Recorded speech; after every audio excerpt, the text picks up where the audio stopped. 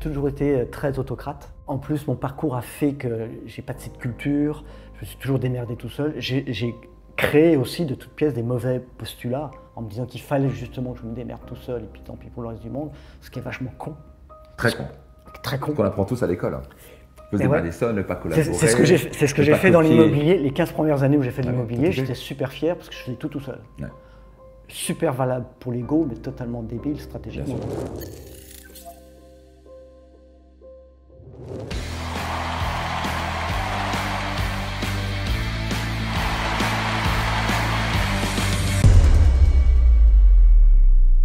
Daniel, comment ça va? Bien, merci Max. Écoute, tu as fait quasi tous mes séminaires, c'est pas tous les séminaires. Ouais, et donc écoute, tu as demandé de faire ce coaching. Comment je peux t'aider? Eh ben, écoute, j'ai une grosse échéance devant moi, un projet qui est déjà un peu enclenché. On a signé un compromis pour un nouveau bien immobilier qui va en fait supporter avec et autour de lui un gros projet de lieu qui sera un lieu un peu refuge, au milieu de la nature, où je vais pouvoir exprimer mes valeurs, ma vision du monde au travers de micro-événements. Conférences, séminaires. Donc parle-moi un petit peu plus de ça. Donc c'est quoi? C'est un projet immobilier, il y a des valeurs, ça se fait en France, c'est déjà signé, c'est en cours? C'est en France, c'est à la campagne, c'est dans ma petit village d'origine, en Vendée. Génial. Donc c'est un projet immobilier parce que l'immobilier est un peu mon matériau de base, j'ai envie de dire. Yes. Et puis l'idée c'est de pouvoir avoir un espace où m'épanouir en tant qu'artiste. En tant qu'artiste de l'immobilier?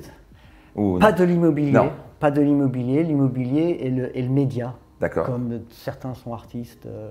Donc artiste, quoi? Tu veux jouer de la musique? Non, ce qui me plaît moi, c'est l'art contemporain et dans l'art contemporain, la sculpture. Donc, ce que je veux, c'est exprimer ce que j'ai dans les tripes. Et pourquoi tu ne peux pas le faire sans projet immobilier alors? C'est pas que je peux pas, c'est juste qu'en fait, ça prend soin d'une envie de me rapprocher de la campagne. Parce que j'ai découvert il y a peu en fait que j'ai besoin de cette connexion à la campagne. C'est aussi un lieu où je vais pouvoir moi justement recevoir, créer aussi de toutes pièces des événements. D'accord. Avoir aussi un lieu où faire ces sculptures, donc ça veut dire qu'il me faut de l'espace, un atelier. Génial. Tu as ce côté artiste, c'est très bien. Et donc j'essaie de comprendre, donc, quel est le challenge alors? Il y a plusieurs challenges. La première étape, c'est de finaliser l'acquisition du bien. Donc on a signé le compromis, sauf que, comme à mon habitude, je pars de zéro. Donc il faut aujourd'hui finaliser la construction juridique du projet pour raconter une belle histoire et séduire les banquiers pour se faire financer le bien. D'accord. Donc ça, c'est clé, évidemment. Oui, bien sûr. La deuxième étape, c'est, dans un deuxième temps, créer du cash pour après réhabiliter le bien. Il y a énormément de travaux, des travaux pour le bâti, des travaux aussi paysagers autour, pour créer vraiment le produit tel que je veux qu'il soit. Ça va pas se faire tout de suite. Par contre, il y aura un peu une phase d'entre-deux. Si ça prend 3-4 ans, ça ne serait rien de détonnant. Donc là, il faut que au travers de mes activités immobilières déjà existantes et d'autres qu'il faut que je développe comme des opérations d'achat-revente, il faut créer le cash après pour vraiment réhabiliter totalement le bien, faire les travaux, etc. Ok. Donc en gros, il faut que ce soit très rentable, ça veut dire du cash. Voilà. Et puis construire effectivement aussi le projet, parce qu'il faut aussi que ça soit un actif. Il ne faut pas que ce soit un truc qui m'oblige demain à bosser jusqu'à la fin de mes jours. Donc tu rapportes de l'argent tous les mois, un vrai actif, ça génère du cash flow. Il faut de vivre pour pouvoir faire la peinture. Insérer sculpture. La sculpture, pardon, excuse-moi. Insérer le projet dans un projet aussi qui soit économiquement viable.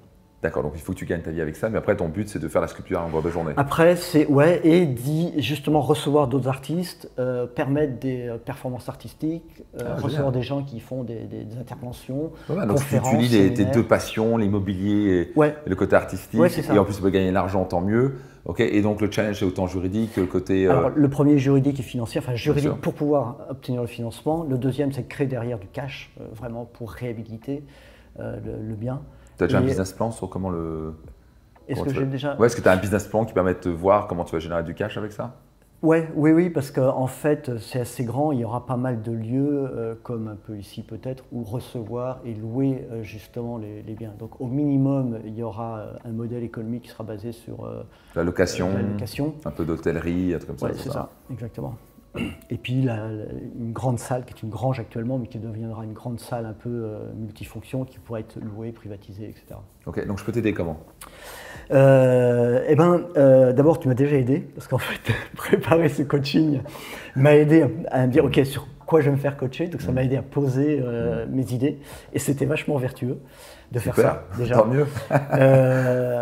Après, le troisième des étapes, après justement l'aspect juridique, financier, c'est de totalement assumer mon chapeau d'artiste et de totalement être totalement intransigeant avec mes propres valeurs et mes propres futures créations artistiques. Est-ce que tu as peur de devenir artiste ? Je pense que j'ai réglé quand même le problème en grande partie depuis longtemps, parce que j'ai longtemps fait l'imbécile avec ça, en sachant pas si j'étais pas et tout, parce qu'en fait j'ai confondu ma nature artistique profonde avec le média, c'est-à-dire la peinture, la sculpture, la musique ou autre chose. Et en fait je m'en fous du média. Tu as mentionné la sculpture 3 fois. Alors, le média m'intéresse quand même, parce qu'effectivement, la sculpture, pour le coup, au travers de l'art contemporain… C'est de créer des choses. Voilà. Et tu crées dans l'immobilier aussi. Aussi, totalement, complètement. Ce que je fais aujourd'hui, en fait… Tu veux des projets qui te vont passionner plus, qui ont plus de sens, c'est ça? Il faut que je mette du sens. Il faut que ça serve à quelque chose. C'est pas juste de l'immobilier, juste pour faire un truc. Non, aujourd'hui, je pourrais dire que je suis bailleur ou investisseur, ce qui est factuellement le cas. Mais en fait, je m'en tape, c'est pas ça qui m'anime. La chose, c'est de… Donc tu veux créer, c'est ça? Ouais. Et donc tu as du mal à prendre ce chapeau artiste? Ben, en fait… L'entrepreneur est un artiste. Moi, je me considère aussi un parti artiste dans mon métier. Ouais, complètement. Ben, ouais, je pense. Mais il faut que j'assume peut-être plus encore. L'idée, c'est de devenir plus grand que le problème. C'est-à-dire plus grand que les mécaniques, que les aspects mécaniques, les contraintes, les barrières qui se dressent devant moi pour aller jusqu'au bout du projet. Okay. Et donc… si je peux me permettre de préciser, bien sûr, tu vois, j'avais une conversation avec quelqu'un récemment, ce sujet business et tout, etc. L'idée, moi, c'est que à la base, je suis pas fait pour faire du business. J'aime ça, j'ai pas d'aversion pour ça, mais ça m'emmerde. Bien sûr que c'est nécessaire, bien sûr qu'il faut que ce que l'on fasse s'inscrive dans un modèle économique. Mais je ne cherche pas à faire des projets parce que j'ai un business plan, je vois que ça rentre, machin. Je pense un truc et je ne sais pas comment, mais il faut que le truc, après, je le fasse rentrer dans quelque chose. Yes. Et c'est ça qu'il faut que j'assume pleinement. C'est-à-dire que souvent, j'ai cette citation que je me suis fait mienne, c'est j'ignorais que c'était impossible, c'est pour ça que je l'ai fait. Yes. Et c'est ça qu'il faut que j'arrive, en fait, à chaque fois un peu plus à assumer, pour justement ne pas surtout regarder les aspects mécaniques des choses, sinon sur le papier c'est infaisable mon projet. Pourquoi tu ne les délègues pas les parties mécaniques? C'est difficile parce que ça me déchire les tripes. parce que d'abord j'ai pas cette faculté, je suis toujours démerdé tout seul. T'as pas cette faculté? Non, mais j'ai pas cette aptitude aujourd'hui. Aujourd'hui j'ai pas cette aptitude. T'as pas encore la compétence? Non, j'ai pas encore la compétence parce que j'ai toujours été très autocrate. En plus, mon parcours a fait que j'ai pas de cette culture, je me suis toujours démerdé tout seul. J'ai créé aussi de toutes pièces des mauvais postulats en me disant qu'il fallait justement que je me démerde tout seul et puis tant pis pour le reste du monde, ce qui est vachement con. Très con. Très con. Qu'on apprend tous à l'école. Il faut se démerder seul, ne pas collaborer. C'est ce que j'ai fait dans l'immobilier. Les 15 premières années où j'ai fait de l'immobilier, j'étais super fier parce que je faisais tout seul. Ouais. Super valable pour l'ego, mais totalement débile stratégiquement. Bien sûr, parce que tu gagnes moins d'argent, tu perds beaucoup de temps, tu es fatigué, je me fatigue le body comme c'est pas permis, tu me le rappelles régulièrement d'ailleurs. Son dernier Zoom call, tu as l'air très très fatigué. Et bah oui. Mais ça c'est le classique, donc c'est intéressant. Tout à l'heure on avait un coaching avec une dame qui vient de Belgique, pareil, il travaille de 7h à 23h, et parce que on apprend dans la société, le truc le plus stupide qui soit, c'est bien de travailler dur. Ouais. Et quand on a fait son calcul, elle travaillait pour gagner 13 € de l'heure. Ouais, c'est nul, hein. C'est violent quand même. Hein. Et c'est en chef d'entreprise avec des risques, avec ceci, 7h à 23h, pas de vie de famille, juste le dimanche off, 13 € de l'heure. C'est pas efficace. Non. Donc ça, c'est la société. On nous conditionne à travailler comme des mules et on fait « ouh, il travaille dur ». C'est stupide. C'est mon challenge aujourd'hui parce que… Yes. Ça challenge depuis d'un, crois-moi. Ouais. Crois-moi, il y en a plus d'un. C'est pas de ta faute, c'est comme ça qu'on est conditionné. Ouais. À l'école, on n'a pas appris à collaborer, à utiliser les effets de levier. Les riches, quand je parle riches, pas seulement par l'argent, mais par le temps et par leur liberté, c'est qu'ils ont appris à utiliser le levier des autres. Tu as appris ça à Finance Max, utiliser le temps, le talent et l'argent des autres. L'immobilier, tu comprends ça, tu vas emprunter de l'argent à la banque, tu mets un petit pot. J'ai pas trop de mal avec la banque. Voilà, tu utilises l'argent des autres et puis tu utilises l'argent des locataires pour rembourser le prêt. Ouais. Là, tu veux utiliser le temps des autres et les compétences des autres. J'ai du mal justement, c'est un peu mon challenge de ces dernières semaines, ces derniers mois, c'est de me rendre compte que parfois j'ai essayé de déléguer des choses, mais je crois que j'ai fait des erreurs parce que c'était parfois pas pertinent, parce que c'était des domaines d'expertise dans lesquels j'étais bien finalement, même si d'autres l'auraient facilement délégué. Moi finalement j'ai pas de problème à le faire, donc peut-être que j'aurais dû le garder, et en revanche chercher à déléguer d'autres choses. Yes. Voilà. Le premier but c'est gagner de temps, c'est de récupérer le maximum de temps. Ouais. Mais pas, donc ça c'est vraiment un truc qu'il faut comprendre. Quand tu fais un recrutement, un bon recrutement, ça te coûte jamais de l'argent, ça te rapporte de l'argent. Et tu crées un emploi, tout le monde gagne. Quelqu'un fait un emploi, il gagne sa vie. Toi, ça te libère de tout ce merdier que tu n'as pas envie de faire, ou tu n'es même pas bon dedans, ou tu es bon, mais ce n'est pas ta passion. Et ça, cette énergie que tu es en train de te flinguer, tu peux la mettre ailleurs. Donc, c'est l'énergie nouvelle pour toi faire ce que tu adores, créer. Toi, tu aimes bien créer des choses, pas vrai? Donc, c'est avoir une vision des choses, créer des projets. Bah, devine quoi? Steve Jobs n'a rien créé. Ouais. Il a créé une vision avec des équipes. Lui, il ne faisait rien opérationnellement. J'aime raconter l'histoire de l'iPhone. Quand on lui a présenté l'idée, on croit que c'est lui qui est venu avec l'idée. Pas du tout. Quand on est venu avec l'idée de l'iPhone, il a dit c'est le truc le plus stupide que j'ai jamais entendu. Personne ne m'a acheté un truc 3 en 1. Tu imagines? Steve Jobs. Les mecs, c'était là. Ils sont revenus quelques semaines plus tard en disant Monsieur Steve, franchement, vous devriez vraiment regarder ça. Finalement, il a dit ouais, peut-être que c'est pas si con. Et au bout d'un moment, et on le voit sur scène quelques mois plus tard avec du iPhone, we create this. Et tout le monde fait Steve Jobs était un génie. Non, par contre, il était un génie à attirer les gens qui étaient plus intelligents que lui. Donc souvent, il y a une expression qui est dit, je sais pas si j'avais entendu ça, mais c'était si tu es la personne la plus intelligente dans la pièce, c'était dans la mauvaise pièce. Et ça, c'est un coup à l'ego, parce que notre ego, il nous a appris, à l'école, on est récompensé avec le meilleur. Ouais. On veut être le meilleur dans la classe, on veut être meilleur en maths, on veut être meilleur en... Mais c'est hyper fatigant de faire ça. Et donc, on a enregistré, il faut être bon partout. Mais tu ne veux pas être extraordinaire partout, tu veux être extraordinaire à une chose. Et une des clés d'un chef d'entreprise, c'est d'être extraordinaire et recruter des gens extraordinaires. Tout à fait. Quand tu recrutes des gens extraordinaires, et c'est la chose la plus difficile, c'est des compétences pas faciles, et parfois, il faut un peu de persévérance, parfois tu recrutes des gens et ça va te coûter de l'argent. Moi, je vis ça en ce moment. J'ai recruté une personne à l'amant, ça n'a pas marché, ça va coûter de l'argent, ça coûte du temps, tu mets du temps et l'énergie, ça va marcher. Ben, tu prends une deuxième personne, peut-être que ça ne marche pas. Et à un moment, tu trouves la personne. Et quand tu trouves la personne, tu fais « Oh mon Dieu, mais la vie est tellement plus agréable, tu te sens plus relax. Le temps, tu viens de gagner Tu vois, raconte mon histoire, la première fois que j'ai pris une assistante, quand j'ai demandé combien d'heures elle faisait par semaine, totalement honnête, hein, elle me dit bah, « Je fais 20 heures par semaine. » Je fais 20 heures par semaine. J'ai payé quoi, 1 000 €, un truc comme ça. Et je me dis, mais en fait, je faisais ces 80 heures par mois que moi je faisais. Et des trucs que je détestais, qui est de la compta, trier ça me flinguait mon énergie pour les choses dont j'étais vraiment mon talent. Donc c'était une loi, tu dois te focaliser sur ton talent. Et apparemment, ton talent, c'est de créer. Et tu veux devenir bon comme Steve Jobs à recruter des gens extraordinaires qui vont manifester, implémenter ta vision. Ouais. Et tu vas arrêter de tout faire toi-même, c'est stupide. Oui, complètement. Mais tu as la croyance que si je recrute, je peux me planter. Et oui, il y a un risque à recruter. Ça, tu dois être vraiment, il y a une expression entendue à Business Max, slow to hire, quick to fire. Lent à recruter. Alors, certains vont pas aimer ça, mais c'est réel. Vite à... Quand ça se passe plus, il faut s'en débarrasser parce que ça va être juste de pire en pire en pire. En tant que chef d'entreprise, on doit comprendre ça. On tente à réparer une fois, mais si tu commences à avoir des problèmes en général, ça va devenir pire en pire. Donc, prends le temps de bien recruter des gens qui sont avec tes valeurs, qui connectent avec ton énergie. Prends le temps de les tester, voir s'il y a un vrai fit. Et ces personnes-là, un joueur de Ligue A, c'est très simple. Tu ne te poses même pas la question. Est-ce que tu dois la virer ou pas? En gros, c'est toujours en train de te dire, cette personne-là, tu es toujours en train de te dire, il faut que je la garde, elle est géniale. C'est un plaisir de travailler avec elle. C'est fit, ça fluide, elle te fait gagner du temps, elle fait gagner de l'argent, tout le monde est content, elle adore ce qu'elle fait. C'est intéressant parce que ce que tu me dis, je chemine et en même temps, je vois comment cette chose-là, je ne l'avais pas appliquée à recruter le banquier. Parce que je considère qu'un banquier, un notaire, il est aussi sur mon organigramme. C'est un genre de liga que tu as besoin. Et pourtant, les banquiers, j'en ai fait quand même un certain nombre. Effectivement, j'ignore pas qu'il faut bien les choisir. Surtout qu'on doit m'appeler à peu près toutes les semaines pour me demander du conseil là-dessus.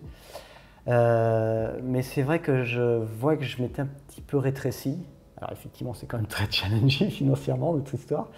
Mais je me suis un petit peu rétréci. Du coup, je vois que je ne suis pas dans une position où j'ai l'avantage avec les banquiers. Dans le projet là qu'on est en train d'appréhender. Mais tu es obligé d'avoir des banquiers pour ce projet-là? Non, tu peux en avoir une partie? Tu n'es pas obligé que ça. Tu peux faire une levée de fonds, c'est un truc qui a du sens. Ouais. C'est pas juste un projet immobilier machin, tu peux faire une levée de fonds, tu peux faire appel à des agents immobiliers, des agents, pardon, comme ça, des gestionnaires de patrimoine qui cherchent des nouveaux deals pour leurs clients. Tu n'as pas idée le nombre de clients. Bah, moi, j'ai un gestionnaire de patrimoine qui proposait des deals immobiliers, hôtellerie, à Costa Rica. Ils cherchent constamment des deals. Et donc, tu proposes, tu dis oui, non, mais ils ont plein de clients. Donc là, tu es un peu trop fixé sur la banque. Parce qu'aujourd'hui, c'est ce que je connais. C'est confortable. Je ne connais pas les autres. C'est confortable. Oui. Moi, j'ai des amis qui ont levé 3 millions d'euros en 2 semaines. Alors, ils ont organisé le truc, mais sur les crowdfunding. Tu peux utiliser une partie crowdfunding, tu peux utiliser de love money, comme on dit, les startups. Donc, c'est les amis, les proches. Ben voilà, j'ai un projet, voilà, une partie de la banque. Peut-être la banque va te suivre jusqu'à un certain montant. Peut-être que ça peut être 2 banques en même temps. Ça peut être des fonds privés. Ça peut être, tu as des fonds d'investissement qui font spécialement des projets immobiliers qui ont du sens. T'as pas idée, il y a tellement d'argent autour. Ça peut être un riche qui ne sait plus quoi faire de son argent, qui habite à Genève, il est là, le mec il est blindé jusqu'au las, et il se dit, bah, tu sais quoi, moi je veux juste faire des trucs qui ont du sens. Et tu sais quoi, j'aime bien Daniel, il est sympa, il a l'air d'être honnête, en plus t'es quelqu'un d'honnête qui est déjà, il a l'air bienveillant, son projet m'a l'air de m'éclater. De toute façon, moi que 20 millions ou 10 millions ou 40 millions ou 100 millions, ça me fait rien. Et moi, ce qui m'éclate, c'est de faire un projet qui a du sens. T'as pas idée du nombre de gens qui sont comme ça. Mais il faut que tu t'ouvres. Donc tu commences à chercher et tu peux utiliser ton réseau. C'est là où tu veux libérer ton temps. Tu vois, pour ça, ton temps est tellement important. C'est la chose la plus importante. Parce que pendant que tu es en train de faire tes trucs administratifs débiles là, qui te bouffent ton temps et ton énergie, toi, tu n'es pas en train de networker, tu n'es pas en train de travailler ton réseau, tu n'es pas en train de réfléchir sur qui je pourrais contacter. Toi, il faut que tu commences à passer en qui je dois recruter, qui je dois contacter pour lever ces fonds-là. Le qui est la clé. Oui, c'est vrai. Parce qu'à présent, tu dis comment. Et tu dis comment je vais faire, moi je vais faire, comment je vais faire ça, comment je vais faire ça. Et tu vas commencer à penser qui je connais, qui connaît des qui ont de l'argent. Qui je connais, qui peut faire ce que je n'aime pas faire mais qui est très bon dedans, qui m'a accompagné. Qui plutôt que comment, effectivement. Exactement. Ouais. On apprend à l'école comment, on n'apprend pas qui. Ouais. Les chefs d'entreprise, les multimillionnaires, les hommes riches, ils disent qui, ils disent pas comment. Ça j'avais appris rapidement. Et je voyais vraiment quand j'observais, vraiment, ça fait un moment que j'étudie le succès, et je voyais vraiment les gens qui ont un énorme succès, ils n'essaient pas de le faire eux, ils disent qui peut le faire. Qui est bon là-dedans? Ils ne disent pas comment je vais le faire. Quand tu comprends ça, c'est un levier extraordinaire. Tu regardes un gars comme Steve Jobs, il ne s'est jamais dit comment faire un ordinateur. Il s'est dit qui va faire l'ordinateur. Il a trouvé Steve Wozniak. Qui va faire le MacBook. Qui va faire. Il trouvait juste les gens suffisamment intelligents et les faire collaborer ensemble avec des timings et des visions en disant il nous faut une révolution. Mais il ne savait même pas ce que c'est. Il nous faut un truc qui va disrupter le marché. Il ne savait même pas ce que c'était. D'un coup, le mec, il s'est tourné avec l'iPhone. Et c'est pas lui qui est même venu avec l'idée. C'est ça, une fois qu'on comprend ça, la vie est tellement plus simple. Alors c'est pas facile. Et c'est là où tu dois attirer et c'est là où ton sens a beaucoup de pouvoir. Ouais. Si tu fais juste un projet immobilier qui est vide de sens, on va juste gagner de l'argent, oui, tu vas trouver des investisseurs. Mais c'est tellement plus puissant quand tu as en plus du sens. Donc tu vas attirer tous les investisseurs qui sont un peu artistes. Tu n'as pas idée du nombre de gens qui sont comme ça. Les gens qui ont un lien, un côté artistique avec toi, ils vont dire ça m'intéresse ton projet, je vais investir avec toi. Et c'est pour ça que ton job, c'est de te libérer le maximum de temps. Ça va te dire à qui je peux déléguer toutes les tâches tout ce que je peux déléguer. Il y a des choses que tu ne pourras pas déléguer, dont le recrutement pour l'instant. Et par la suite, moi-même avoir un DRH ou une RH ou un RH qui va s'occuper de ça. Donc tu vas te dire, tiens, qui peut recruter pour moi? Qui je dois trouver qui va faire toutes ces tâches que j'ai pas envie de faire ça. Et c'est là où tu veux te structurer, t'organiser, être très clair sur tes fiches missions. Ouais. Qui je connais, qui connaît des qui ont de l'argent. Une fois que tu commences à la vie est tellement plus simple. Ce que je viens de te dire, c'est la clé absolue pour gagner 10 à 20 fois plus d'argent et de travailler 2 à 3 fois moins et d'être beaucoup plus relax. Parce que le problème, c'est quand tu concentres tout sur toi, le jour où toi, tu as un problème, si tu as un problème un jour, tout s'écroule. C'est vrai. Mais quand tu es avec plein de qui, si toi, tu n'es pas là, c'est pas grave. Il y a plein de qui s'occupent de ça. Et surtout, tu es beaucoup plus agréable, tu as plus de temps avec ta femme, tu as plus de temps avec tes enfants, c'est plus relax, la vie est plus belle. Mais c'est une étape où tu dois passer, ça c'est psychologique, tu dois passer du travailleur, où tu dis je suis fier de travailler beaucoup, oui, complètement, à être fier d'avoir mis un système en place qui tourne avec ou sans toi. C'est vrai que j'ai passé pas mal d'énergie et de temps à détruire le travailleur qui était en moi. Super. Et j'ai pas pour autant passé autant de temps et d'énergie à construire le trouveur de qui. Tu vas commencer à penser comme un vrai et grand chef d'entreprise. Oui, totalement. Chef d'entreprise, qui va le faire? C'est un job de chef d'orchestre. je trouve les meilleurs violonistes, les meilleurs altistes, les meilleurs violoncellistes, qui est à la trompette, qui est à la batterie. Et on va faire, il faut les meilleurs là-dedans qui vont collaborer ensemble, parce que s'ils ne collaborent pas, ils ne s'écoutent pas, ça va être un bordel, une cacophonie. Et comment on les fait fonctionner ensemble, avec de la discipline, avec une vision, on va dire, on va faire la plus belle symphonie qui soit. Mais le chef d'orchestre, il fait ça. Hein. Il n'est pas au violon. Toi, tu fais le violon, l'altiste, après tu essaies de prendre le violoniste, après tu mets à la trompette, et on est là. Et puis ça peut que donner une cacophonie. Mais ça, c'est un classique, je te rassure. C'est comme ça qu'on est éduqué. C'est pour ça que l'éducation est tellement stupide, comment ça amener. Ouais, on n'apprend pas à collaborer.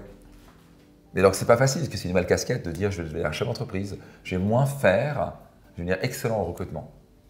Je vais créer une vision, je vais devenir un visionnaire artistique. Ce côté visionnaire, c'est créer, toi, ce que tu aimes, c'est créer des projets, créer des sculptures, créer des choses, ce qui t'éclate. Alors, crée, délègue le reste. Cool. Ça te parle? Ouais. Ça peut être facile, bah ouais. Non, mais non, mais ça donne la route, la piste. C'est pour le projet dont on parle. Ouais. Qui va construire pour moi? Ouais. Qui va gérer ce centre? Qui va s'occuper des réservations? Je vais faire un organigramme complet. Ouais. Sur les choses quand même du quotidien, c'est moins compliqué. Surtout qu'on le fait déjà, en l'occurrence, on délègue déjà. Tu fais déjà une petite partie. Oui. On a déjà une employée qui s'occupe de ça. Sinon, je ne serais pas là d'ailleurs. Mais pour les aspects financiers qui entourent le projet, effectivement, c'est pas quelque chose. Aujourd'hui, j'étais focus strictement sur ce que je connais, les banquiers. Tu as plein d'argent ailleurs. Ouais. T'as pas idée. Pour la deuxième phase du projet, j'avais un petit peu commencé à regarder l'aspect crowdfunding, par exemple. Mais bon, pour l'instant, j'ai pas. Crowdfunding. Ouais. Tu vas chercher des investisseurs privés aussi. Ouais. Mais il faut que je trouve des qui. Exactement. Qui connaît des investisseurs qui recherchent des deals? T'as pas idée. Il n'y a jamais autant d'argent dans l'histoire. Il y a des milliards. Oh oui, certes, en ce moment où on se parle, il y a diminution du marché immobilier, pas de marché immobilier, des cryptos, marché financier. Mais ça va remonter, c'est pas une discussion. Il y a jamais autant de millionnaires et de milliardaires dans l'histoire. Ouais. Il y a de l'argent et ces gens-là, ils ont un problème, c'est qu'est-ce que je fais avec cet argent. Ouais. Et ils savent qu'ils ne peuvent pas laisser dormir leur argent, parce que sinon ils se font bouffer par l'inflation, comme tu as vu à Finance Max. Et donc ils doivent faire travailler dur l'argent. S'ils le font, gardent sur un compte en banque, ils se font bouffer par l'inflation. Et l'inflation actuellement, c'est du 5-7%. C'est violent. Pendant qu'on fait cette interview. Donc c'est-à-dire qu'ils perdent 5 à 7% par an s'ils laissent dormir leur argent. Ils ont intérêt à trouver un truc qui a un rendement beaucoup plus élevé que ça, au minimum 5-7%, juste pour maintenir leur argent. Et je vois qu'ils sont même prêts à prendre des risques avec des startups et des trucs comme ça, qui ont des chances de 1 sur 10. Startups, ils investissent, des gens, ils balancent des millions dans les startups. Des millions. Tu n'as pas des gens qui sont startup, machin, c'est le truc. Tu as une chance sur 10 d'y arriver avec une startup. Moi, j'ai fait la facilité d'investir dans 3 startups. Probablement une qui va mieux marcher, ça va être un peu plus sûr parce que c'est une startup smart qui a dupliqué un modèle qui marchait déjà dans un pays. Et deux autres, je pense que je ne vais jamais revoir de l'argent. Je vais perdre ces 300 000 balles que je ne vais jamais retrouver. Avec un peu de bol, ça va générer, mais comme c'est parti, non. C'est stupide de ma part. Et souvent, les gens, ils sont là, ils mettent des centaines de milliers d'euros dans des startups et l'argent est là. Toi, tu as un truc beaucoup plus sûr. Déjà, tu as un bien immobilier. L'immobilier, au pire, tu dis, au pire, il y a un bien immobilier. Donc, au pire, on ne perd pas d'argent. Ou au pire, on perd que 10 ou 20%. Les startups, tu peux tout perdre. Donc, il y a l'argent? Où est l'argent? Non, je vais même de penser à une idée là. Vas-y, c'est quoi l'idée? Ben, en fait, on a 3 projets en route, 2 qui marchent, qui tournent, et le troisième. Et le troisième, on a un peu un problème, c'est qu'avec le temps qu'on a perdu là, avec ces 2 années à la con, on a bouffé la trésor, on a bouffé le budget travaux. Du coup, le troisième, on l'a acheté, sauf qu'on n'a plus vraiment de quoi le transformer et en faire la cash machine que ça devait devenir. Donc je pense que ça peut être un moyen, peut-être, parce que j'ai mis sur la balance, qu'est-ce que je fais maintenant? Est-ce que je fais cet immeuble-là? Parce qu'on vend notre RP. Tu m'avais aidé par rapport à ça et ça y est, on doit le signer dans 2 semaines peut-être. Bravo. Donc je pourrais prendre le cash qu'on va se prendre là, parce qu'on va prendre un peu le cash, et finir mes travaux et créer l'immeuble. Et créer la cash machine. Fine. Mais c'est pas mon kiff. Donc c'est pour ça qu'on essaye de financer cet autre achat d'autres biens, cette ferme, cet accord de ferme en fait en pleine nature, et qu'on veut le faire financer parce que j'aimerais préserver le cash pour quand même financer les travaux de l'immeuble. Mais si on n'y arrive pas, j'ai dû me poser la question, qu'est-ce que je choisis entre les deux? Et je pense que je prendrai le cash pour acheter le corps de ferme parce que c'est le projet qui me tient à cœur. Ce qui veut dire que ça compromet gravement le projet de l'immeuble, le troisième projet immobilier, qu'il va falloir que je me débarrasse. Donc je me dis, je peux peut-être m'en débarrasser, mais bien, chèrement payé, parce que ça financerait l'entièreté de l'autre projet. Ouais, c'est une solution, mais après tu peux avoir un phénomène de… Là, tu es dans la tyrannie du ou. La question à se poser, c'est soit ça, mais comment tu pourrais faire les deux? Oui. Comment je peux avoir le cash pour finir l'immeuble? On travaille la question. Et en plus… Bien sûr. Non, mais évidemment. T'as l'argent, il y a des milliards de partout. Il y a des trillions qui se baladent partout. Tu as des gens qui sont blindés jusqu'aux as. Ils sont où ces gens-là? Ils ont besoin d'investisseurs comme toi. Et tu as prouvé que tu sais ce que tu fais. Tu n'es pas… Rigo, ça fait combien de temps que tu es dans l'immobilier? 18 ans maintenant. 18 ans quand même. Donc tu as une expérience, tu as démontré que tu ne fais pas n'importe quoi. Tu as généré de l'argent dans l'immobilier. Tu n'es pas un premier venu en disant voilà, j'ai 23 ans, je connais rien à l'immobilier, prêtez-moi 10 millions. Non, ça, c'est mon fils. Ok. Il a signé son premier compromis. Bravo, mais bon, il a un coach, il a un mentor. Il a un coach. Qui fait, voilà, seul si on ne le fait pas. C'est bravo à lui. Qui se démerde très bien d'ailleurs. Bah, tu m'étonnes parce que tu es derrière, tu as enseigné, tu as 18 ans d'expérience. Donc tu as déjà fait des projets immobiliers, tu sais de quoi tu parles, tu n'es pas un nul là-dedans. Tu es bon là-dedans. Donc c'est hyper rassurant pour l'investisseur. Et en plus, si c'est un projet qui a du sens et le mec est artistique, waouh! Et tu peux aller vendre sur Lego. Tu peux dire, bah, si vous prêtez cet argent, on va mettre chaque chambre va être noté le nom de l'investisseur. Donc, si vous donnez ça, nous on le donne le nom de la salle, ça va être votre nom, Monsieur Klein, je ne sais pas trop quoi, Monsieur Kléber.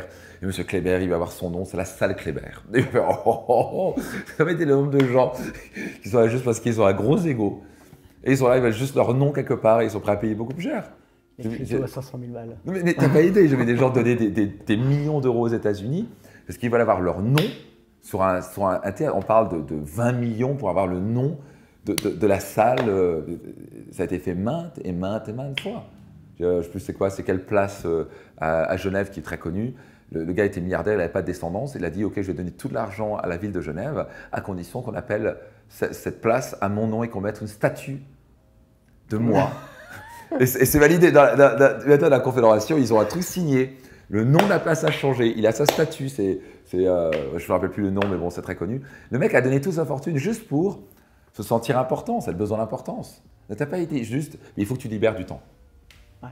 D'où tu dis, ok, je vais faire un investissement, je mets de l'argent, mais il faut faire un bon recrutement. Parfois tu te plantes, ok, bah, tu reprends un deuxième. Mais par contre, si ça te plante, ça ne marche pas, vite changer. Jusqu'à ce que tu trouves le fit, où ça se passe bien, tout le fit, ça libère toute l'énergie. Cette personne qui va même te faire gagner de l'argent parce qu'elle fait mieux le job que toi.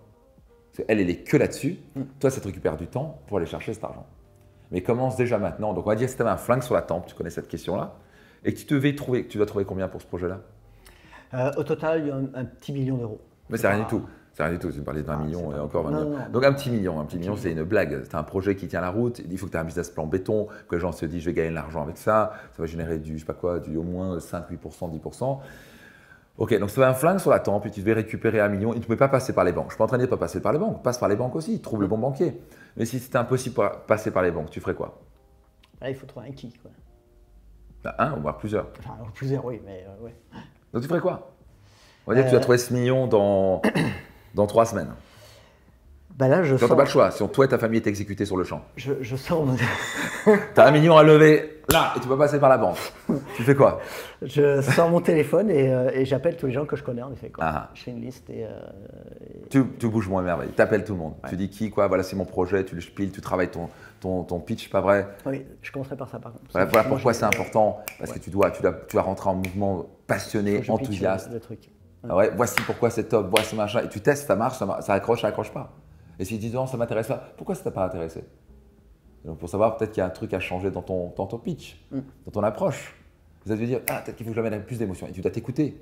Peut-être que j'étais endormi, peut-être que j'ai été pas assez passionné, je n'étais pas assez enthousiaste. Et tu dis, ok, j'ai un nouveau projet, voilà, boum, tu pitches. Comme les gens le font avec les startups. Mais ils arrivent, non, et hop, t'as un qui donne 1 million. Non. Alors, tu mets le doigt sur quelque chose qui est super intéressant. Parce qu'à propos de pitcher, ce que je fais pas assez, peut-être pas très bien d'ailleurs, j'ai toujours associé ça au fait de ne pas dénaturer ou au contraire d'être proche de la nature profonde de mon projet. Et je peux garder mon projet et le pitcher différemment. Oui, mais les valeurs, mets-les en avant. Ouais. J'avais vu que j'étais accroché, j'avais du mal à justement faire évoluer parfois mon pitch parce que je me suis dit merde, oui, mais ça va dénaturer mon projet. Et ça, je peux pas. Parce que moi, c'est mon truc. Tu veux quand même, alors, tu peux pas dénaturer ton projet. Voilà, mais je peux changer l'histoire. Bah, tu avais entendu quand je vais interviewer Frédéric Mazzella sur scène au Grand Sommet des Entrepreneurs, au Grand Rex, et il a dit clairement, bah, j'adaptais mon pitch selon l'investisseur. Donc bien sûr, tu ne peux pas mentir, tu veux toujours garder ses valeurs, mais lui, tu sais qu'il va être plus sensible à l'argent, tu appuies un peu plus sur la rentabilité, d'autres sont plus sensibles sur certaines valeurs, tu appuies un peu plus là-dessus. Donc tu vas t'adapter, tu vas être souple.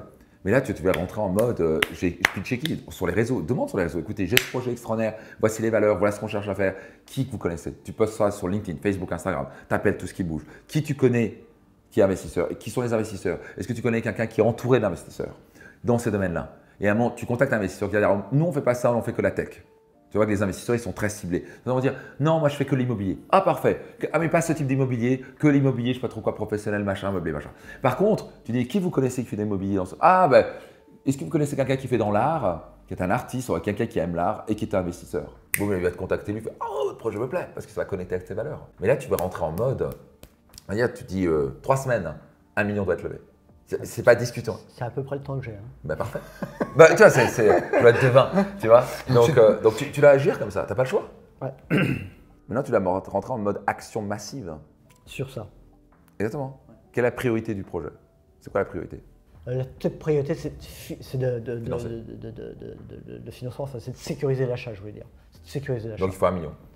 Alors, pour juste l'acheter, non, il faut à peu près 380 000 balles, donc c'est pas plus la mer à boire. Ouais, donc tu commences avec ça? Mais voilà, ouais, complètement. Ok, donc dans les 2 semaines, je dois sortir 380 000 balles, même quitte à y aller, on prend 1 million. Ouais, c'est à peu près… Tu vois 10 personnes à 100 000 balles, 20 personnes à 50 000 balles. Ouais, 1 personne à 1 million, 2 personnes à 500 000 balles. Et tu leur donnes une rentabilité ou tu leur donnes des parts, il y a plein de possibilités que tu peux faire. Ouais, à étudier ça aussi. J'ai sans doute des pensées opposées sur ça. C'est pareil, c'est sans doute con, mais je vois bien que donner des parts, des machins, des trucs, j'ai l'impression qu'on me piétine le corps, parce que ça vient piétiner un peu mon projet. Bah, tant que tu es 51% des parts, c'est bon. Et voilà, mais donc voilà, un travail sans doute à faire là-dessus. Elon Musk, tu sais, combien il a de part de Tesla? Je sais plus, j'ai entendu récemment, mais je crois que c'était dernièrement, j'ai entendu 37%, mais je crois que c'est peut-être un peu moins maintenant. C'est l'homme le plus riche du monde. Ouais. Il n'y a aucun homme le plus riche du monde qui a 100% de ses parts. Moi, je recommande pour beaucoup de business d'avoir 100% de leurs parts. Mais tu peux avoir un deal où tu leur dis, bah, moi je vous donne par exemple, vous me prêtez 1 million et je vous mets du 8% par an pendant 5 ans. Il faut voir que si ça tient la route, si le business model tient la route. Oui. Et donc tu dis, bah voilà, vous avez 8% et au bout de 5 ans, je vous donne tout. Les mecs, ils sont contents, même 5%. C'est mieux que 1% ou je ne sais pas combien au livret A. Oui, complètement. Ça permet de récupérer l'inflation. Surtout que je l'ai fait il y a peu. À l'issue du dernier coaching qu'on a fait ensemble, dans les 24 heures, j'ai trouvé 50 000 balles. Parce qu'on était dans une grosse, un gros problème.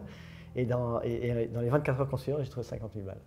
Voilà, 3 semaines pour trouver 1 million. Que j'ai voulu rémunérer même plus que la personne me demandait. Bah, tu du vois. reste. Donc, mais donc c'est là. Bouge. Ouais. Action. C'est que 1 million, c'est rien. C'est vrai. Tu vas le faire? Ça le fait. Coûte que coûte. Pas d'excuses? Ah non, de toute façon, sur ce projet-là, non. J'ai pas le plan B. All right. Yes. Top. Bon boulot. Merci.